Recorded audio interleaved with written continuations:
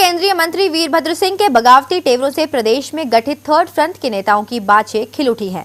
चुनाव प्रचार समिति के अध्यक्ष पद से वीरभद्र सिंह के इस्तीफे की खबर सुनते ही थर्ड फ्रंट के मुख्य घटक हिलोपा और सीपीआईएम के कान खड़े हो गए हैं। सभी लोग स्थिति पर बारीकी से नजर रखे हुए हैं, क्योंकि प्रदेश में थर्ड फ्रंट की मजबूती वीरभद्र सिंह के बगावती तेवरों पर ही टिकी है। पूर्व मुख्यमंत्री वीरभद्र सिंह के बगावती तेवरों से प्रदेश में गठित थर्ड फ्रंट के नेताओं की बाछें खिल उठी हैं।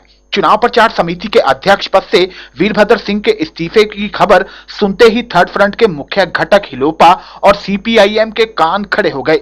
दिल्ली दरबार में बनते बिगड़ते घटनाक्रमों पर बारीकी से नजर रखी जा रही है। उन्हें उम्मीद है कि यदि वीरभद्र सिंह खुली बगावत पर उतर आते हैं तो कांग्रेस से अनेक दिग्गज थर्ड फ्रंट की झोली में आ गिरेंगे। कांग्रेस हाईकमान द्वारा प्रदेश के लिए गठित स्क्रीनिंग कमेटी में वीरभद्र सिंह की उपेक्षा के बाद यह आशंका बढ़ गई है कि इस बार उनके समर्थक कुछ ऐसे नेताओं के टिकट कट सकते हैं जिनको टिकट दिलाने के लिए वीरभद्र सिंह अक्सर हाईकमान से भी भिड़ जाया करते थे। समर्थकों को टिकट नहीं मिलने पर वीरभद्र सिंह उन्हें निर्दलीय खड़ा कर भी जिताते रहे हैं। माना जा रहा है कि आवश्यकता पड़ने पर इस बार वीरभद्र सिंह अपने समर्थकों को थर्ड फ्रंट के पाले में डाल सकते हैं। हिलोपा और सीपीआईएम बेसब्री से इसी का इंतजार कर रहे हैं। प्रदेश में विधानसभा चुनाव को देखते हुए हिमाचल लोकहित पार्टी, माकपा और भाकपा ने मिलकर हिमाचल लोक मोर्चा नाम से थर्ड फ्रंट बनाया है। भाजपा से नाराज चल रहे नेताओं ने बगावत कर पूर्व सांसद महेश्वर सिंह के नेतृत्व में हिलोपा का गठन किया है। नगर निगम शिमला के चुनाव में शानदार जीत दर्ज करने के बाद माकपा भी काफी उत्साहित नजर आ रही है। भाकपा का भी प्रदेश के कुछ क्षेत्रों में खासा जनाधार रहा है। ये तीनों ही दल चाहते हैं कि कांग्रेस और भाजपा से असंतुष्ट नेता चुनाव के दौरान थर्ड फ्रंट को मजबूती देने के लिए आगे आएं। इसमें उन्हें सबसे अधिक उम्मीद वीरभद्र के बगावती तेवरों से ही है। ब्यूरो रिपोर्ट 7C हिमाचल आजकल, शिमला।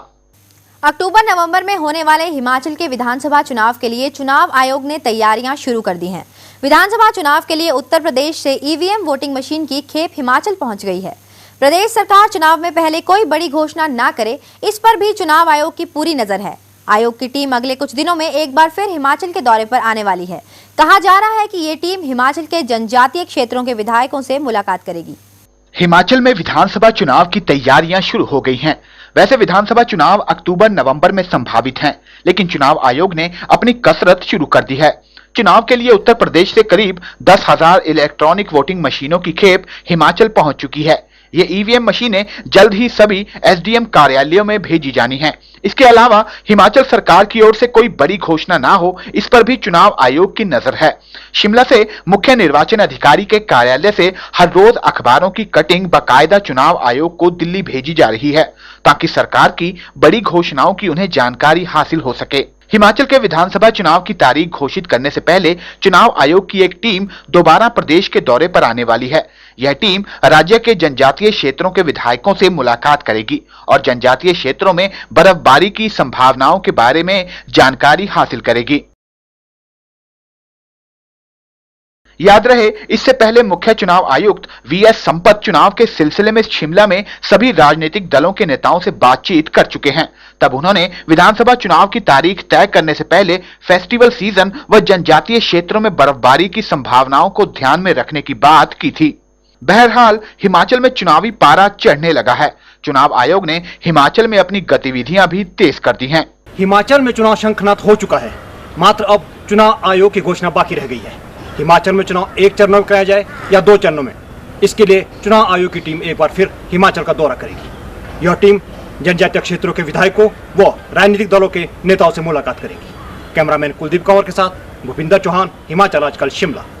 बीजेपी इस बार मंडी सदर विधानसभा क्षेत्र पर कब्जा जमाने के लिए पूरी ताकत झोंकने की तैयारी में है। पंडित सुखराम के गढ़ इस विधानसभा क्षेत्र पर कब्जा जमाने के लिए बीजेपी पिछले 22 सालों से तरस रही है। इस सीट पर आखिरी बार 1990 में बीजेपी के कन्हैया लाल ने जीत दर्ज की थी। उसके बाद पंडित सुखराम या उनके बेटे अनिल शर्मा ही यहां से जीतते आए हैं। इस बार बीजेपी यहां कुछ खास करना चाहती है, जिस कारण पार्टी में टिकट के दावेदारों की सूची भी लंबी होती जा रही है। भाजपा इस बार मंडी सदर विधानसभा क्षेत्र पर कब्जा जमाने के लिए पूरी ताकत झोंकने की तैयारी में है। पिछले 22 वर्षों से इस सीट पर कांग्रेस या हिविंका का ही कब्जा रहा है। वर्ष 1990 में भाजपा के कन्हैया लाल ने इस सीट पर जीत दर्ज की थी। उस समय उन्होंने कांग्रेस प्रत्याशी डीडी ठाकुर को पराजित किया था, जो अब भाजपा के खेमे में है। मंडी सदर को पंडित सुखराम के प्रभाव वाली सीट माना जाता है, लेकिन इस बार भाजपा इस मिथ को तोड़ना चाहती है।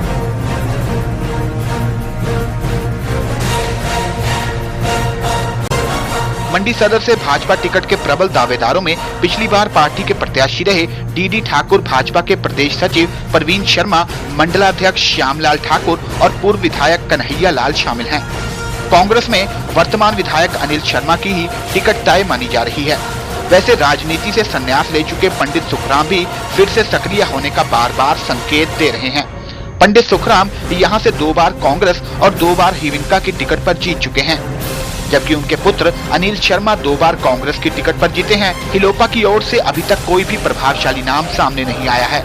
वैसे भी अभी तक यहाँ कांग्रेस और भाजपा के बीच ही सीधी टक्कर होती रही है। मंडी सदर विधानसभा क्षेत्र पिछले काफी समय से भाजपा के लिए एक चुनौती बना हुआ है। पिछली बार इस सीट पर कब्जा करने के लिए भाजपा ने कांग्रेस के पूर्व विधायक डीडी ठाकुर को टिकट थमा दिया था, लेकिन कामयाबी नहीं मिली। देखना है कि इस बार भाजपा यहाँ कांग्रेस को चित करने के लिए क्या हथकंडे अपनाती है। धर्मचंद वर्मा, 7C हिमाचल आजकल, मंडी। 7C हिमाचल आजकल में खबरों का सिलसिला जारी है। फिलहाल वक्त हो चला है एक छोटे से ब्रेक का। आप बने रहिए 7C हिमाचल आजकल के साथ।